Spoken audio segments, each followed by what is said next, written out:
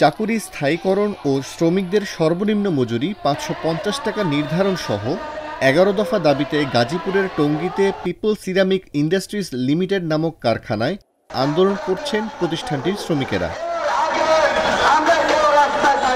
১ September সকাল ৮:৩০টার দিকে টঙ্গীর মিলগেট এলাকার কারখানার সামনে অবস্থান নিয়ে বিক্ষোভ করেন শ্রমিকেরা। ২০১৫ সালের মজুরি কমিশন তিনি এখনো কার্যকর করেনি। আমাদের স্বল্প কিছু বেতন বাড়ানোর আশ্বাস দিছে, তাও আপনার গত কিছুদিন আগে দিছে। এটা ১ নভেম্বর, ৩ মাস পরে এটা কার্যকর করা হবে বলছে। ৩ মাস পরে শীত আসবে, উনি প্রতিবার গরমের সময় আশ্বাস দিয়েছে তোমাদের বেতন বাড়ানো হবে।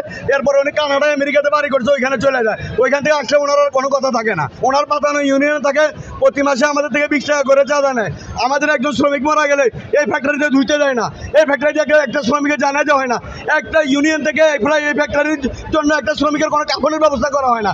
অতএব আমরা এই অবৈধ শ্রমিক ফেডারেশন অবিলম্বে বাতিল করতে হবে এবং আমরা ৬ জনের নাম দিছি।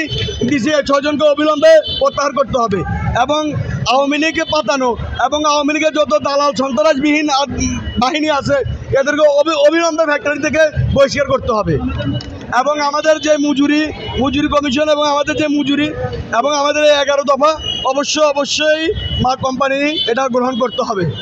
নারী শ্রমিকদের যে বিষয়টা, নারী শ্রমিক মাতৃত্বকালীন ছুটি পায় না এবং মনে করেন যে আপনার কিছুটা যদিও পেয়ে থাকে তা এটা সঠিকভাবে ব্যবহৃত হয় না এবং এটা মাতৃকালীন ছুটি বাড়াইতে হবে।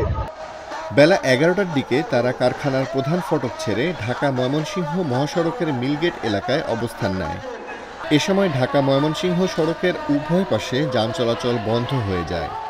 এতে ভোগান্তিতে পড়েন এ সড়কে চলাচলকারী যাত্রীরা। বিক্ষুব্ধ শ্রমিকের একাংশ বিআরটিএ প্রকল্পের উড়াল সেতুর মিলগেট অংশে অবস্থান নিলে সেতুর উপরেও যান চলাচল বন্ধ হয়ে যায়।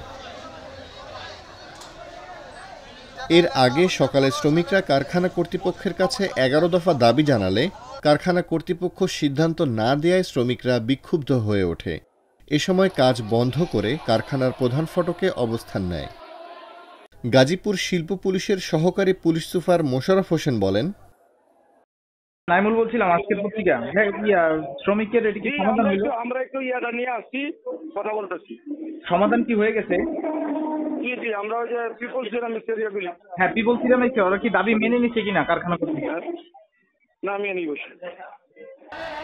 শ্রমিকদের দাবিগুলো নিয়ে পুলিশের পক্ষ থেকে কারখানা কর্তৃপক্ষের সাথে আলোচনা চলছে।